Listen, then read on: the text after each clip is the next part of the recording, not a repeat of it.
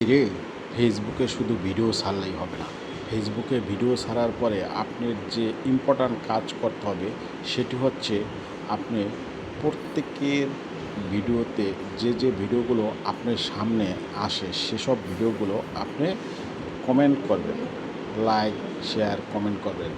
এগুলো করলে কী হবে, আপনার আইডিটা ওই সব আইডির কাছে চলে বা পেজের কাছে আইডির কাছে চলে যাবে। কারণ কি, আপনার সামনে যে ভিডিওগুলো আসে সেগুলো ফেসবুক রিকমেন্ডেশন করে আপনার কাছে পাঠিয়ে দেয়। কী জন্য পাঠিয়ে দেয়?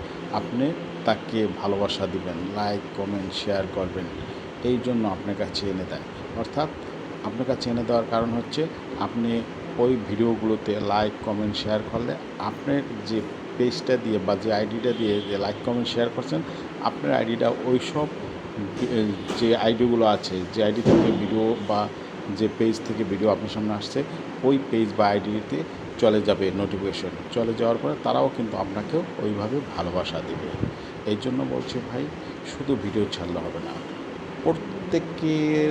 প্রত্যেকটা ভিডিওতে যেসব ভিডিওগুলো আপনার সামনে আসে প্রত্যেকটা ভিডিওতে ভালোভাবে ভালোবাসা দিতে হবে।